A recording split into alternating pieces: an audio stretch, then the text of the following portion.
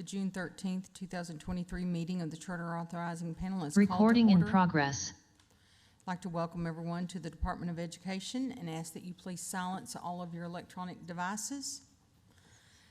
The goal is to facilitate a fair and responsible hearing, so therefore I ask that each person speaking please state your name and title for the record. Ask that you continue to speak clearly into the microphone throughout your presentation for the benefit of the panel, this audience, and the viewing audience. This meeting is being live streamed and recorded, and a transcript of the meeting will be posted on the DESE website.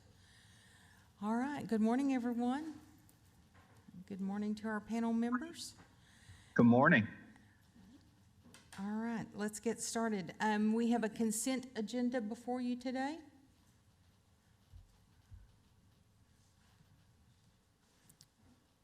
If there are no questions, then I'll accept a motion to pass the consent agenda. So moved. I'll make a motion to approve the consent agenda. Okay, I have a motion from Dr. Wright McMurray and a second from Mr. Baldwin to approve the consent agenda. All those in favor? Aye. Aye. Aye.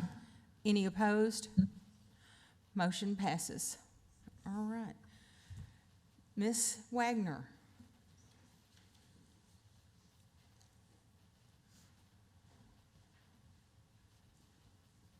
Good morning, everyone. Everybody hear me? All right.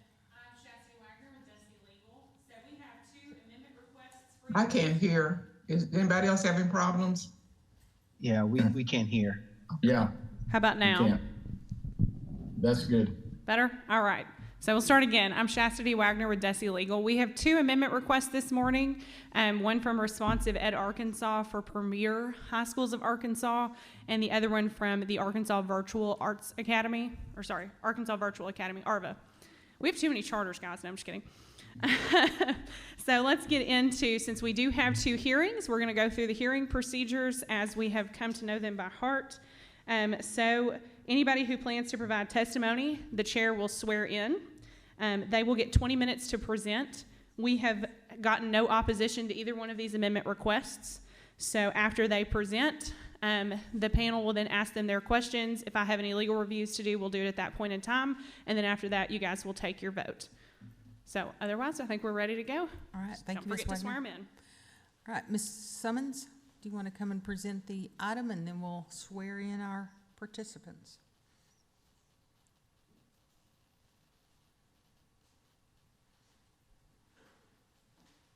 Good morning, Dory Summons, DESE Charter Director. Premier High Schools of Arkansas is requesting to increase the charter enrollment cap to 950 students. The current enrollment cap is 875 students. Ms. Rhonda Bradford, the superintendent, is in attendance, and Mr. Dennis Felton will be presenting on behalf of Premier. All right, all those presenting on behalf of Premier, if you please stand and raise your right hand. Do you swear or affirm that the testimony you're about to give shall be the truth, the whole truth, and nothing but the truth? Thank you. All right, Mr. Felton, I think you've got a presentation. I do.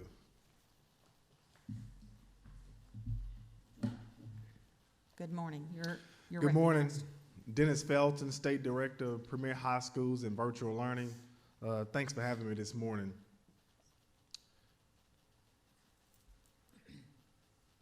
Is he gonna switch it or? I guarantee it's operating.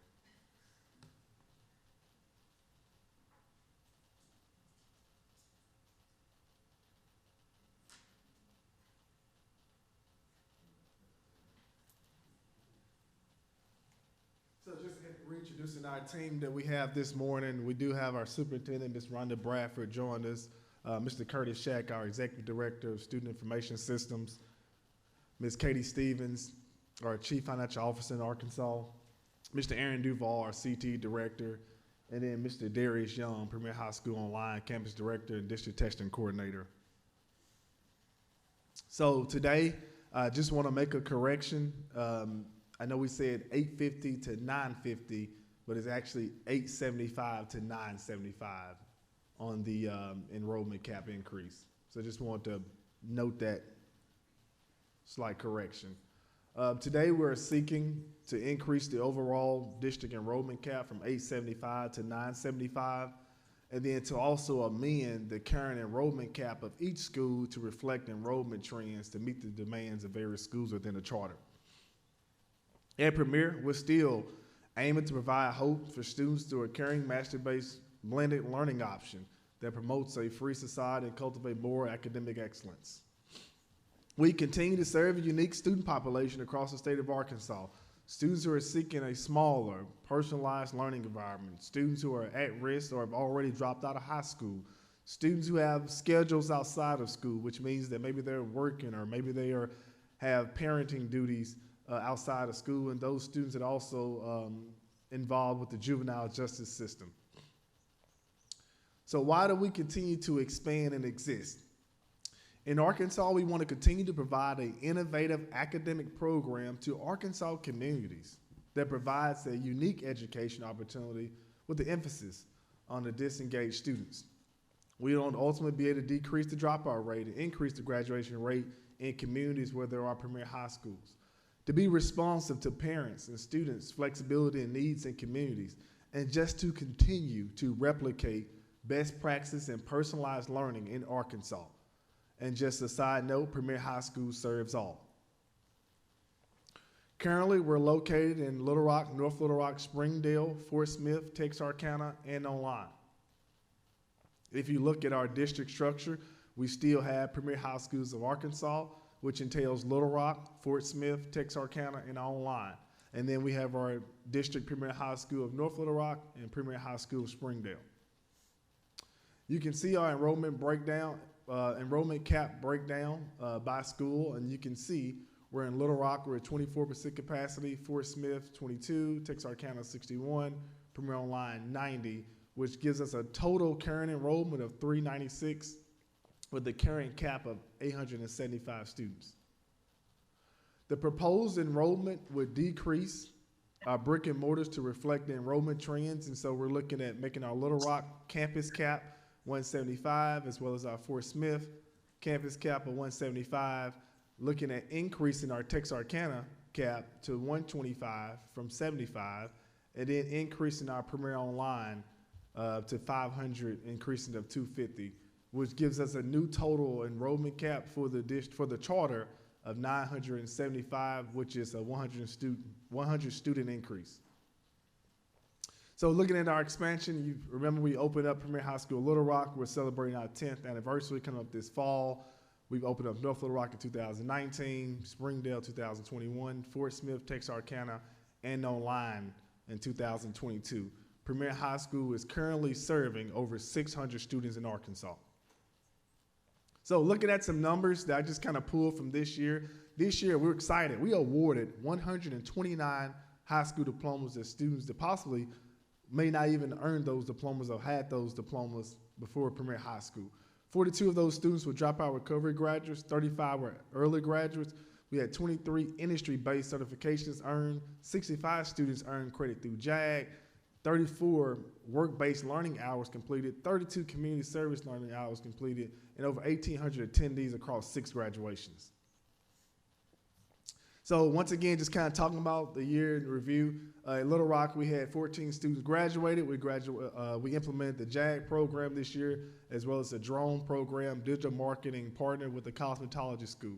We also participated in the peer grant, in which we receive additional incentives to help our students with our student attendance incentives, our student performance incentives, and also had teachers engaged in the teacher leader portion, which allowed them to gain not only leadership skills, but become a leader in their building, as well as set goals with like an NWA map to be able to receive funding for students meeting those goals. Fort Smith, we graduated 20 students. We're excited about the opening school this year and being able to partner with the Fort Smith Public Schools, as well as the Peak Center. I think I lost my PowerPoint.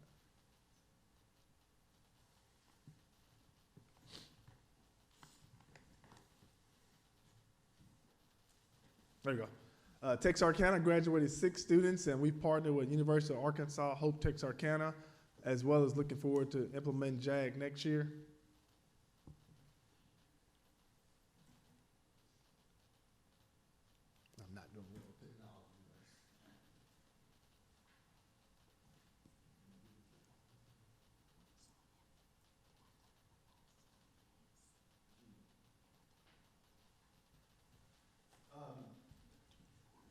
Picking up with our Premier High School online, we graduated 37 students this year.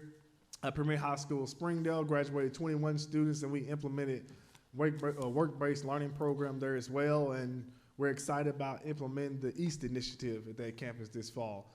North Little Rock campus graduated 31 students. Once again, we're excited about the participation with partners like Little Rock Metro, as well as our JAG implementation, and they also participate in the peer grant.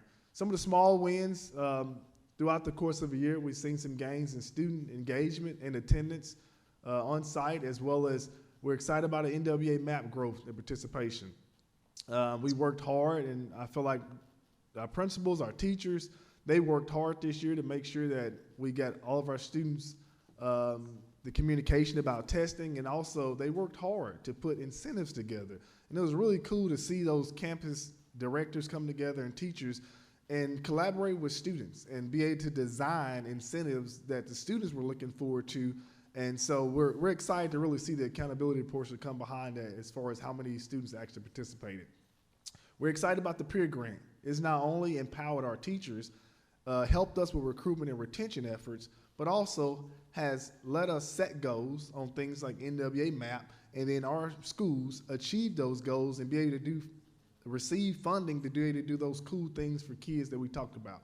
Also excited about our community partners and those student incentives, our CT partnerships that Mr. Duval continues to work and build, as well as our higher ed partnerships. So just some testimonial things that I've kind of spent some time talking to some of our students over the past several weeks, just getting some stories about, I'm always curious about their experience in Premier High School.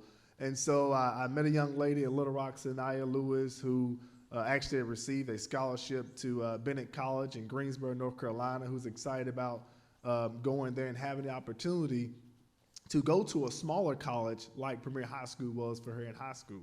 Hunter Cleveland, excited to talk to Hunter about his endeavors at the Peak Center. And he's excited. I think Hunter, if I'm not mistaken, Duval, he's basically met graduation requirements, and he wants to remain with us to be able to continue the work he's been doing with the Peak Center. So really exciting and finishing up the industry-based certification. Texarkana, very unique graduation. Salutatory and valedictory were not present at the graduation because they are actually, one is in the Marine Corps, he's in San Diego, California, and he actually graduates this Friday. And so we're excited about that. And then the other one is already enrolled in basic training in the Air Force. And so we have a student, Eric Walt, of Premier Online. He's actually spent 4 years with us in the Premier model. And so I was very curious of his experience of being a student, had experience in the building, and then having experience as an online student. And so just sharing some stories. I have Elena Porter there. She's actually a mom. Elena's actually 20 years old, going on 21, and kind of left high school several years ago. And of course, she's working full time. She's a full-time parent, and didn't think it would be possible. And so excited to have stories like that where she felt hope and felt she can get it done and had the flexibility that she needed. And we continue to see parents and students and getting feedback. And so looking at the demand, we're excited this year. Premier High School Online has served approximately 240 students this year. 34 students graduated in May, and currently we have over 40 applications looking forward for the next school year, and approximately 150 students returning. Premier High School Texarkana, once again, Texarkana has been very responsive to the Premier High School model. We've serviced up to 55 students this year, currently have 30 seats available, and have over 15 applications received for the next school year. What are we learning? Students and parents are seeking flexible, alternate education options across the state. Student engagement and parental engagement is challenging, but it's rewarding. And when there's a healthy rapport and effective communication, we can make things happen. We continue to stress mutual accountability, effective communication, and flexibility, and reminding ourselves that education is not a one-size-fits-all. It must be personalized. So looking at kind of some of the long-term goals that we have is 2025, we're potentially looking at, we can put all our premier high schools under one charter. And then looking at adding 2 additional premier high schools. And 2026, also looking at operating 8 premier high schools, and then potentially by 2028, operating 10 premier high schools. And then, of course, I kind of got I guess a guesstimate enrollment cap there based on the brick and mortar trends that we're looking at, keeping those about 150, 175, and then with the virtual school as well. Long term, we want to continue to partner with community agencies, local school districts, higher ed institutions, local nonprofit organizations. We want to continue to strive to meet all of our charter goals that are outlined in our charter agreement with the state of Arkansas. And then most importantly, we want to ensure that we're providing quality assurance and adequate support for our schools located throughout Arkansas. So who does it benefit? We like to think parents, students. Additional seats will allow parents and students seeking this unique personalized Premier High School model. Students who reside in close proximity to Premier High School would have the opportunity to continue to engage in this innovative environment. And then Arkansas students who are seeking a personalized learning environment, we will have seats available to engage in those endeavors. Come to remind you that we started this journey 10 years ago and graduated 10 kids. And we're excited that we had over 100 high school diplomas awarded this year. Once again, we are here just seeking to increase our overall charter enrollment cap by 100 students, and then to make the necessary adjustments with our building enrollment caps to meet the various demands of our schools. At Premier High School, students continue to be at the forefront of our minds and continue to determine the success of our schools, and we're aiming to continue to be responsive to the needs of Arkansas communities. All right, thank you. Panel members, questions? Dr. Wright McMurray, would you like to start? Okay. Thank you for your presentation and giving us a little bit more background on your plan for increasing your caps. Do have a couple of questions. So first, how do we get to the 975? How did you come up with that number that you wanted to increase the number to from 875 to 975? So I was looking at, I'm just gonna pull this slide back up. I was looking at historically enrollment trends, and maybe I was, I'm gonna say fatty, trying to get more lean. And I looked at some of our enrollment caps. I'm gonna go back one more slide. If you kind of look at Little Rock, Fort Smith, some of they got large enrollment caps. And then, of course, since Fort Smith is new, I was looking at schools like Little Rock and North Little Rock and looking at 3 to 5 year trends of enrollment, and it seemed like the magic number was somewhere around 130 to 140 consistently. And so I was like, well, it seems like it would be better practice to look at the seats that I have instead of just, okay, I'm gonna add more seats to what I have, and that way we get better at filling our capacity. And so making the necessary adjustments with brick and mortar, that way it's more aligned to the kind of the size of the campus instead of just adding more seats. So my anticipation is that when we merge all of them together, we're gonna be very close to filling capacity with these adjustments. And you'll see us do similar adjustments when we merge all of them together as well. Okay. And so on one of your slides, it looked like that. To me, the larger push was like for your online. So I think you had like 600 was one of the numbers. 500. 500. So those students that will be in that space, can you speak a little bit more about what would be the options for them if they do need to engage in a brick and mortar type of environment, like they run into issues or concerns? What does that look like for those additional students? So I think we're fortunate. Premier High School is expanding brick and mortar, and in return, that puts, I guess, brick and mortar campuses in close proximity to some of the virtual students. Now, of course, I think it's obvious in places like Northeast Arkansas, where we're seeking to continue to grow, we don't have brick and mortar campuses. But I like to think that we have a hardworking, caring virtual staff, that engages with those students. And as much as we can, we connect the brick and mortars with the virtual students. And I can give a lot of stories, but a lot of students, in particular, like live in Central Arkansas, have opportunities. They can engage in things that we have going on brick and mortar. If you're a student that stays in Fort Smith or in the Fort Smith area, the Fayetteville, the Springdale area, and then, and I started to add some of these pictures to it, but it was amazing to watch Mr. Young. He put together a graduation just a few weeks ago. Go ahead. It was amazing to watch him put a graduation a few weeks ago and see over 500 families pour into Little Rock, Arkansas from all over this state to watch, I think, 36 kids receive their high school diploma. And I don't know, it's pretty cool. And at the same time, I think as we grow the way we plan to, brick and mortar, we'll continue to fill that gap of students having it in close proximity can engage. But COVID taught us a lot when you think about it. I mean, COVID taught us a whole lot about what we can do in the virtual world. And I joke about it because to this day, I feel like we still spend a majority of our time in these virtual meetings. And so students have access to a lot of high quality things, virtual as well. And then I think as we continue to build these relationships and partnerships with the CTE centers, the higher ed institutions, the other nonprofit agencies, it also kind of bridges the gap as well.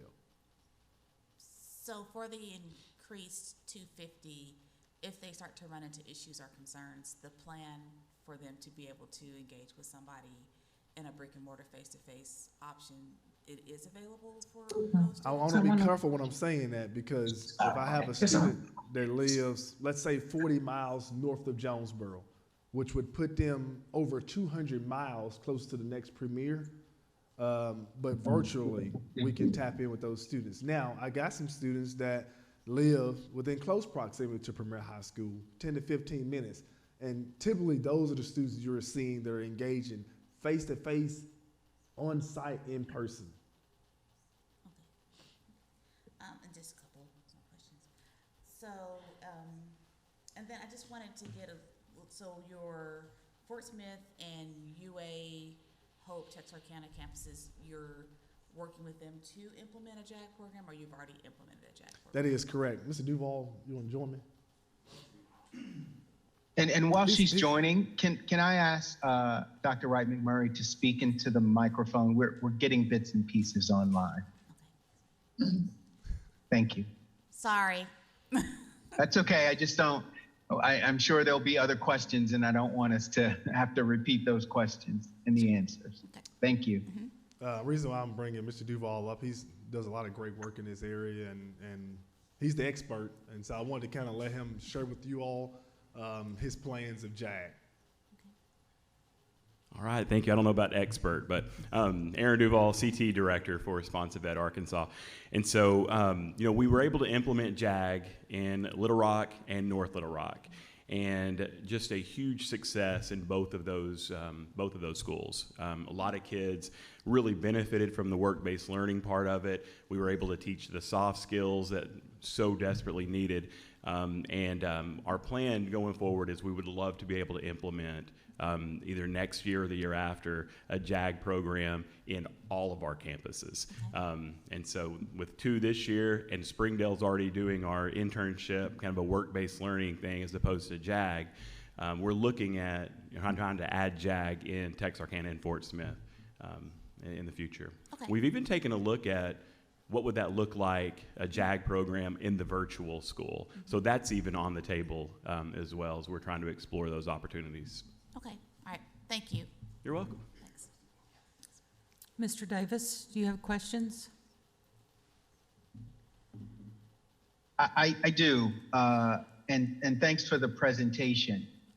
Just a couple of quick questions. You currently are not exceeding, nor are you turning students away. So you're currently not bumping up against your enrollment cap at the moment, correct? That is correct for the overall charter, but we are Okay. approaching enrollment caps for various buildings like the Texarkana and the online. Okay. And I'm just sort of looking at my other screen here.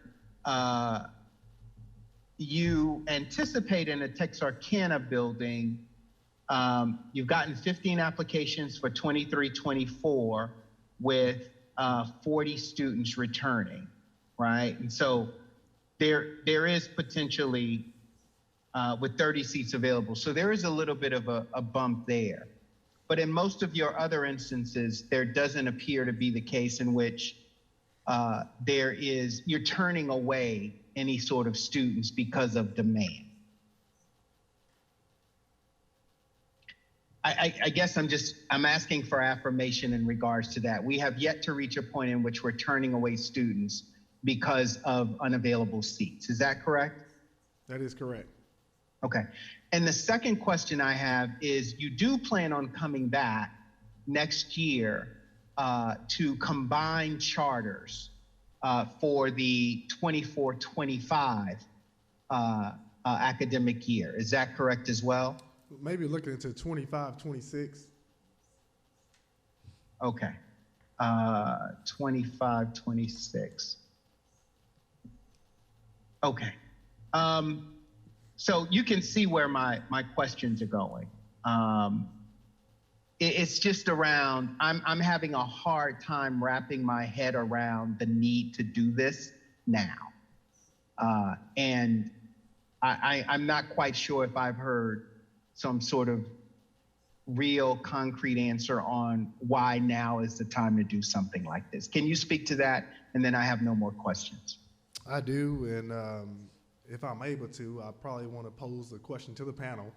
One of the things we've tried to figure out, we do have a charter enrollment cap, and previously we have been required to identify a building cap that reflects that charter enrollment cap.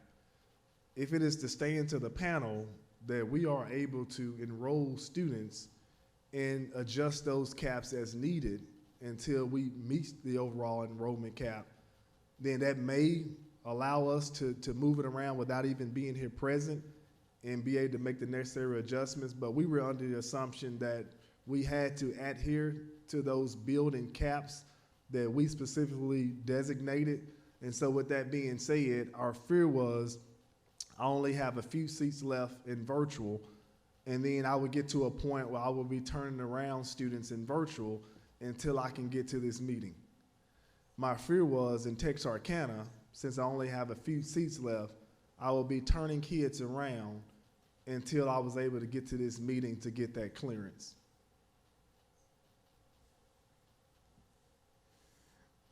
Mr. Davis, the charter office has been working with Responsive Ed to move their building caps more in line with the number of students they're able to serve in those buildings. And I was very excited to see the reduction in those sites to more represent the capacity you have in that building, more realistic numbers. But then I think, to your point, is your other numbers at Texarkana and online are beginning to get close to your building cap. And so we do encourage charters to have a building cap for their own clarity to their public, because that lets them know if you have to move into a lottery situation, it's all very clear and transparent about the number of students that are eligible to come to that building. Mr. Baldwin. Thanks for the clarity. Mr. Baldwin, do you have questions? Yes, Madam Chair, I just have a couple, and I appreciate that clarification, because one of my questions was to ask if you were de-emphasizing the programs in Little Rock and Fort Smith to focus on Texarkana and the online, but I think the answer to that question is that you're adjusting your enrollment cap in each building to the building size, and so that answers my question. The next question I had was your emphasis on the online program. In your old enrollment caps, your online program made up about 29% of your total cap, and with this change, it's going to be right at 51%. And so I was wondering if that was an intentional, look out into the future with us and talk to us about that percentage of online versus in classroom. And would you see that percentage being at that level or greater, or do you think that will adjust down over time? I think, Mr. Baldwin, it's kind of like you said, we're learning a lot with this as well. I've made comments, I guess over the probably past year, that Premier has been in existence 10 years. And I think what has happened is as we expand across the state and get in new communities, people are continue to be educated on what we have, what we offer. And when you think about the brick and mortars, we have 5. And I'm not knocking those 5 brick and mortars. They're great schools and they're in great communities. But y'all, I can get back in some of those places that don't have Premier High School. And we can look at the data of how many kids are leaving high school in the state of Arkansas. And so I think what you see, Mr. Baldwin, is just a response to the students and families in this state that are seeking this type of model that don't have access to it. I think what you're seeing is a larger pool of students because it is statewide. And I joke with Mr. Young at times because as he registered kids, I'm the person that's sitting there over Google, like, I've never heard of this town in Arkansas. And so I think about a lot of those students like that stay in those towns that none of us know about, none of us think about. And I think that's what you're seeing in the demand and online, only because the net is statewide and you have a lot of students who don't have access to this type of school in their community. So it's very exciting. It's kind of exciting as well to see those students and parents have those opportunities. Now, from a strategic planning perspective, we want to continue to build our brick and mortars. We want to continue to have good, high quality brick and mortars because we know we'll continue to serve students in our brick and mortar and we'll continue to build those brick and mortars because it serves a need and does great work. At the same time, the virtual has seen a demand, but I really believe because of the large net that it casts. Okay, thank you for the answer. My last question would be, and I guess you probably have turned in a pro forma budget showing the change in enrollment cap, and especially as the virtual goes to a higher percentage, I would guess there'd be a fairly decent change in maybe the bottom line. And so let me just ask, have you done a budget and talk to us a little bit about what that shows as you make these changes? Katie, you want to join me? I can talk through it as well.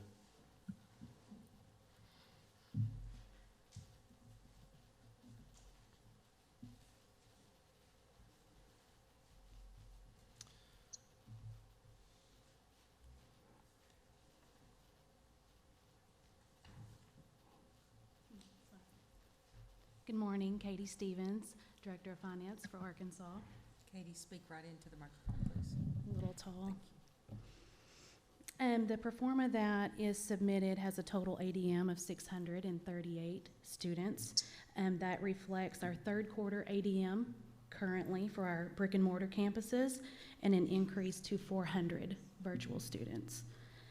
Overall, we have projecting a surplus of $378,000 at the end of the year with those changes. Did you have any specific questions? Well, I wanted to make sure that the financial impact was positive and not negative. I guess that was one point of my question. Yes, sir. Can you tell us how the bottom line number is different than the current bottom line number? Is it a improvement? I mean, maybe a little bit more detail on where you're at now. Yes, it is. It is an increase that aligns with the increase in the ADM. We expect a continuing surplus each year of about 12%, and our goal is to have about 3 months in reserve always, and so this aligns with that. Yeah, thank you. That was all my questions, Madam Chair. Thank you, All Mr. right. Baldwin. Thank you. Ms. Newton, do you have a question? Yes, I'm having so many audio issues, you know, it's in and out, and most of it I think I'm getting. I, in alignment with all the others in terms of the enrollment cap and all that, I think my questions have been answered. But I think it's maybe not the duty of this panel, but I'd be interested in knowing, and I realize you may not have that right available now, the economic impact of serving this group of students and what difference it makes as it results in them being more productive in terms of employment, being ready for credential and certifications in different careers. So at some point, I guess it would be helpful for you to have that information and share it with those maybe policymakers that would look at this and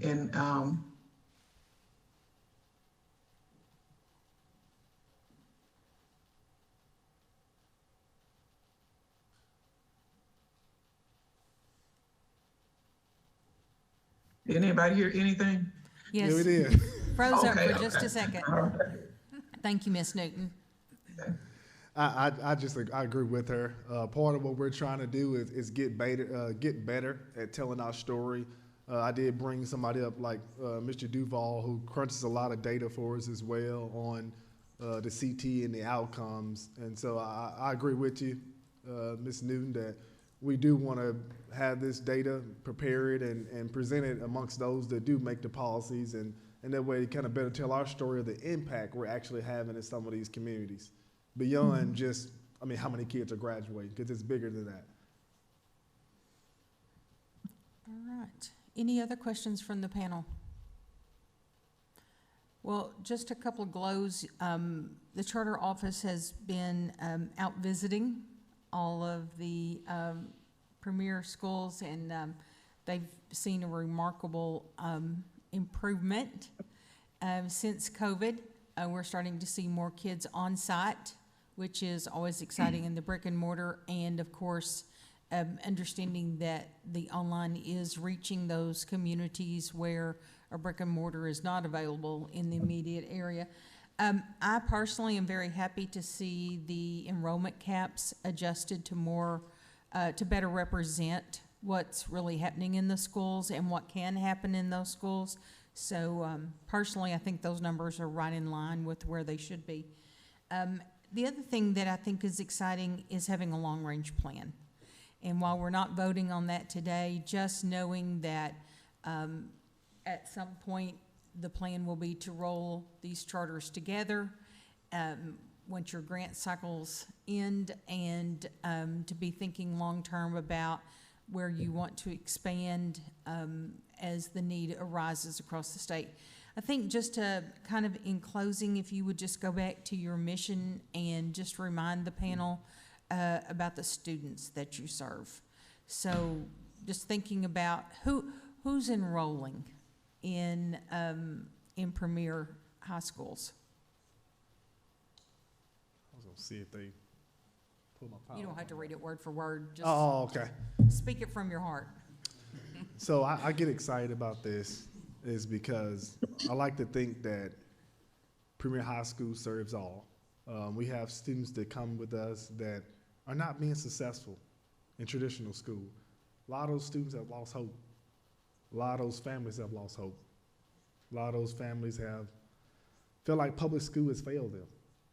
And to see the fire that ignites in that kid that has been retained, to see the fire igniting that student who's had a kid in high school, who was called all type of things by the other high school, to see the excitement in a family and kid that has been told they cannot and will not. That's the exciting part. Me and Ms. Bradford spent the month of May attending 8 graduations. 6 of them were premier high schools. In every single graduation, probably had a ratio of 1 to 60 or 1 to 70 of those students in the smaller schools.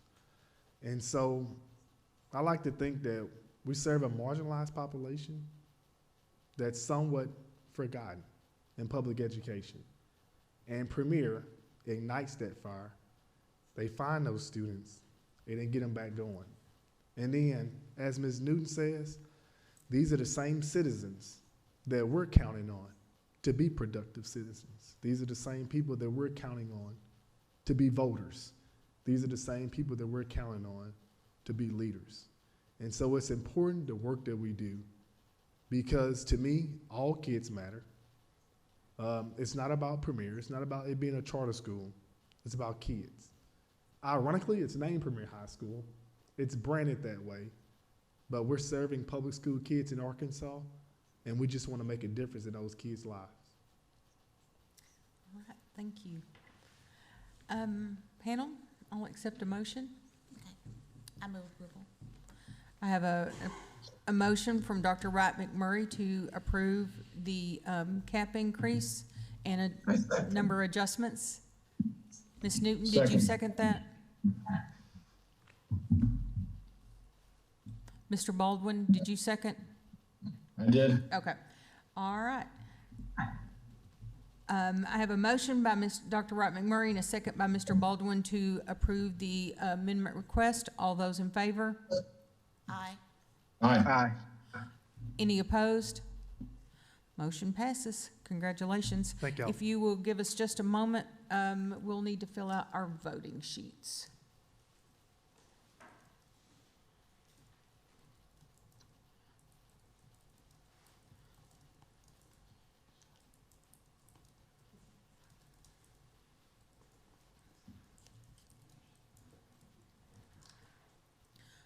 I also believe on preliminary data, we're seeing an increase in the number of students that participated in the state assessment.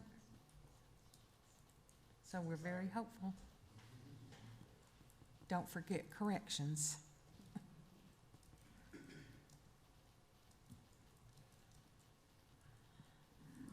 All right, Mr. Baldwin, if you'd like to go first. Yes, thank you. I am in favor of the amendment request. I think this request is well considered, reflects strong strategic thought, and is favorable for students. Thank you. Mr. Davis? I approve the motion in order to align enrollment growth with trends and readjust building enrollments. Thank you.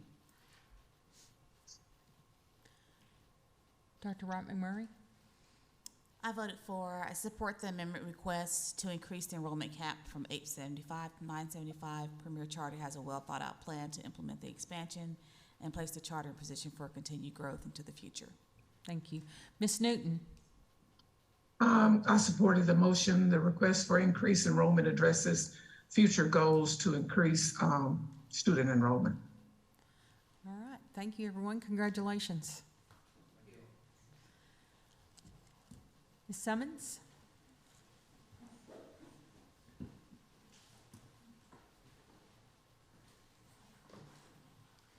Okay. Our second amendment for this morning, Arkansas Virtual Academy Charter School is requesting to reinstate the waiver of Arkansas Code 617-2403 concerning the minimum teacher compensation schedule. Ms. Amy Johnson, the superintendent, is here and available for questions. All right. If you will stand and raise your right hand, please. Do you swear or affirm that the testimony you're about to give shall be the truth, the whole truth, and nothing but the truth? I do. All right. You're recognized. You're becoming a monthly staple here. Let's hope not. Amy Johnson, head of school at Arkansas Virtual Academy, and Madam Chair, members of the panel, just a quick apology for a little bit of zig and zag on this waiver issue. I was here last month asking for this waiver to be rescinded. You'll see no formal presentation from me today. I think this is fairly clear cut. We do not currently utilize 80% of the salary line, and so we, in order to participate in the state monies for the salary increase, we would need a waiver of that. As the board became aware that the waiver was timelined at 12 months, They made the decision that they would rather reinstate their waiver and handle their increases within our own budget, as we have done for the past 20 some odd years. And so we were able to move this back to the charter panel before it was seen in front of the state board for reinstatement. All right. Dr. Wright McMurray, any questions? I guess just for my clarification, so as you're implementing, as you're reinstating the waiver, will it allow you to, will you be in alignment with the LEARNS Act, or out of, I'm trying to figure I that think out. Ms. Wagner needs to help us with that. Okay. Sorry, I was just trying to get a better sense of how that's going to be impacted. Well, thank you.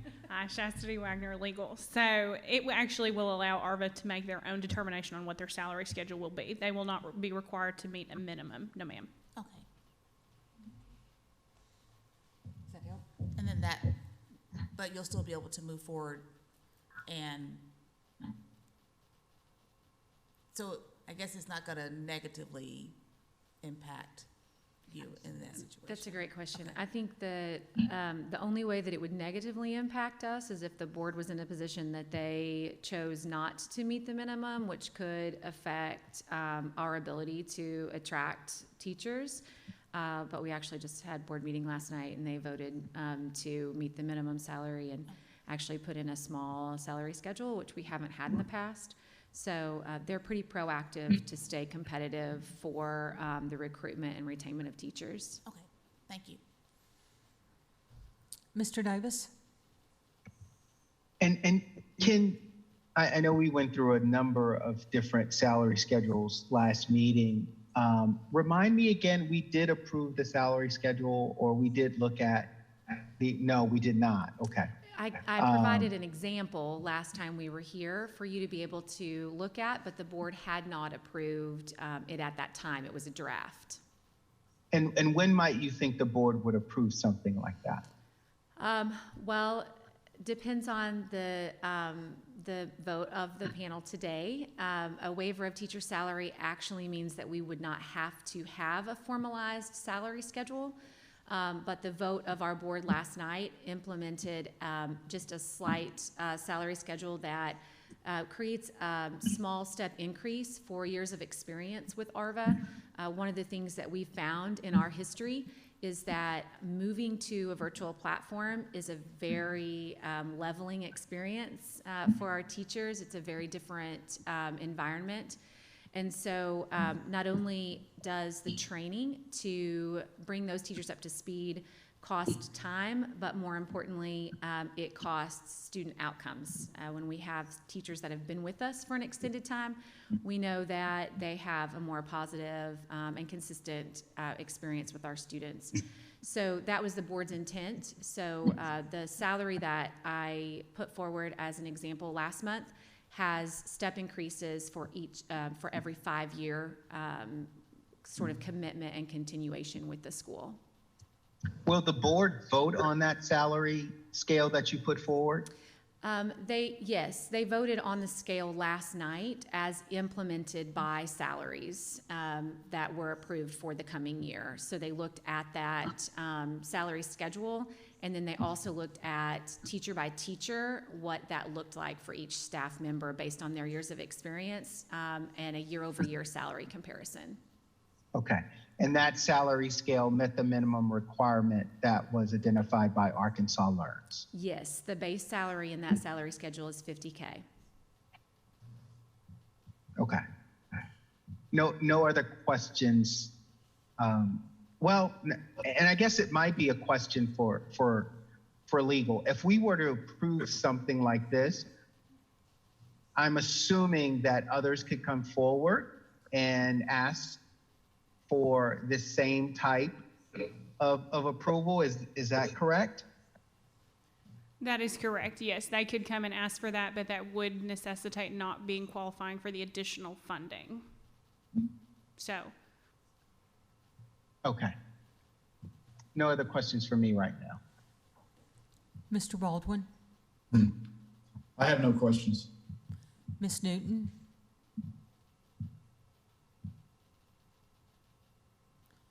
Ms. Newton, do you have any questions? How much, I ask you, Ms. Kaufman, how much is of a gray area is this in terms of any other districts or any other charters, or the challenge to the virtual academy doing this?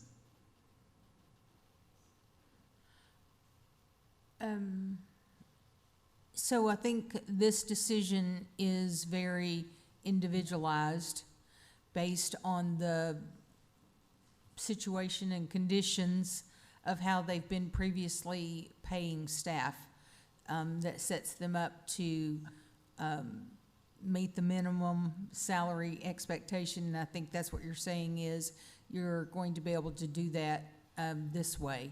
This is the best way for your school. Does that help, Ms. Newton? Well, I heard most of what you said. So the charter, the Department of Education is not to have a challenge with this, or questions, or how it might be played out with other charters. Is this something could be standard, especially since it does meet the LEARN's requirement, a minimum? But how does this move forward? I don't know that there's anything standard. This is the best situation for ARVA and for their employees at this time. All right, any other questions? I'll accept a motion.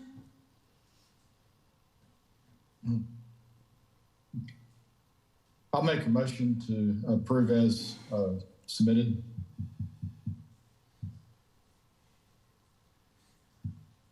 Second. I have a motion from Mr. Baldwin and a second from Dr. Wright McMurray to accept the amendment as presented. All those in favor? Aye. Aye. Aye. Any opposed?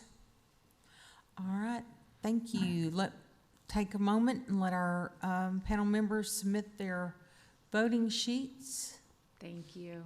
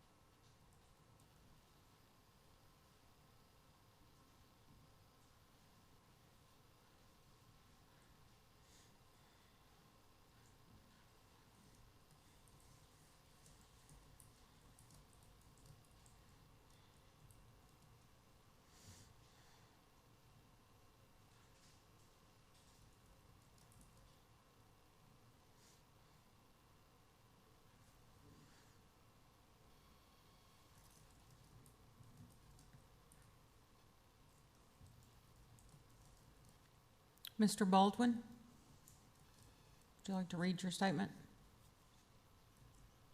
Yes, thank you. I voted for the request, and I believe that this will meet the salary needs of the school as established by the board in the ranges they've established, and also will meet the minimum standards of the Arkansas LEARNS Act. Thank you. Mr. Davis?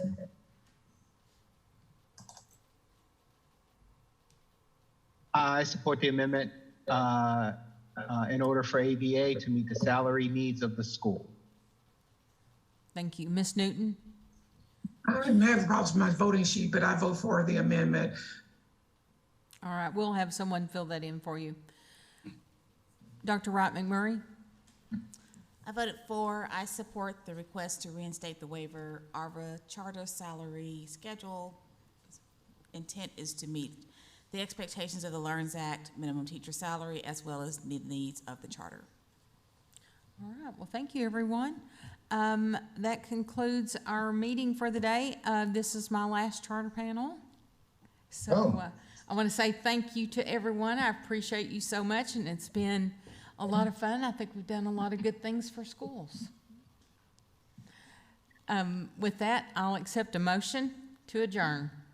Well, Let me- before we do that, can we say thank you to you, Ms. You gotta Baldwin? back You that have up a been- little bit. You can't just say Yeah, we're you out of couldn't- here. You couldn't do it that quickly, but, I want to say it's been a pleasure working with you, and certainly you've made my understanding of the process,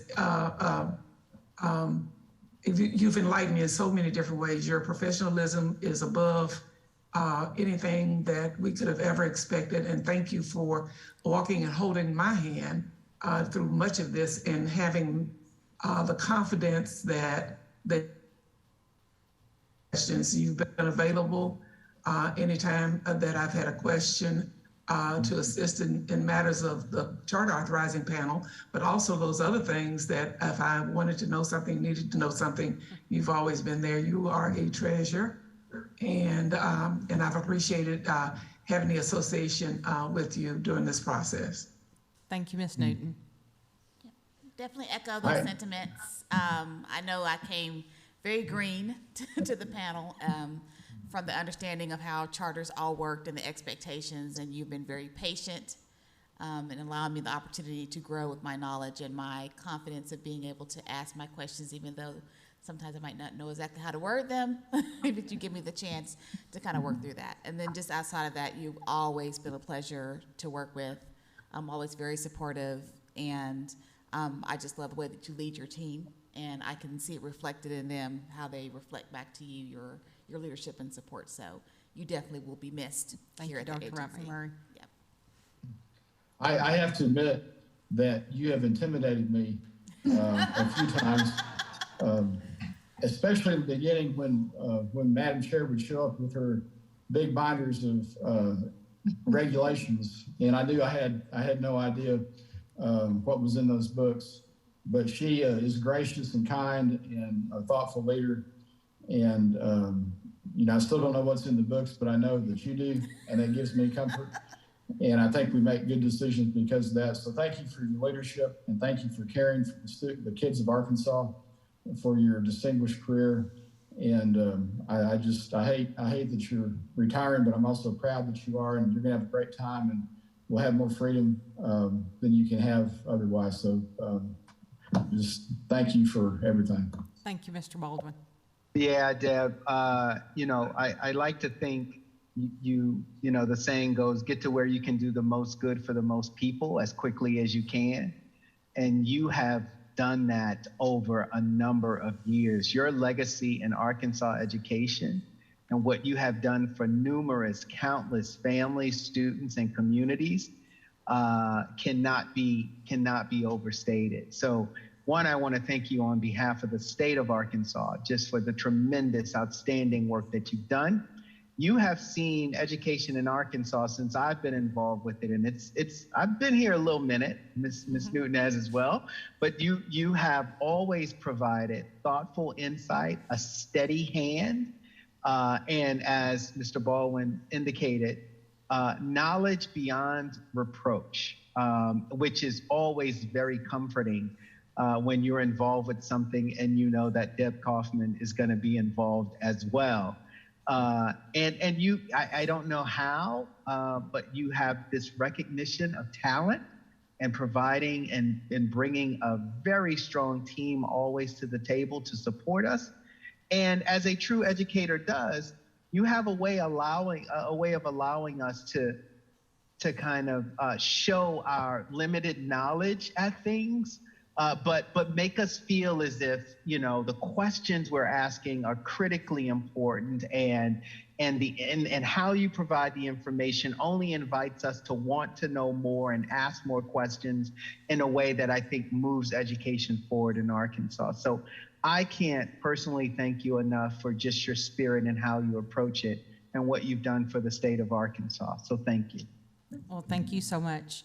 I do want to say thank you to Sharon Hill, who's always here to take our transcript, Dr. Matthew Sutherland, Feather Lynn, our great director, Dory Summons and Thomas Coy, who's been on our charter team, and of course, we couldn't do it without Chastity. She keeps us on the straight and narrow. So it's been a good run, great team, and I'll accept a motion to adjourn. So moved. Second. All right. All those in favor? Aye. Aye. Aye. Aye. Motion passes. Thank you, everyone. Have a great day. You too. Bye.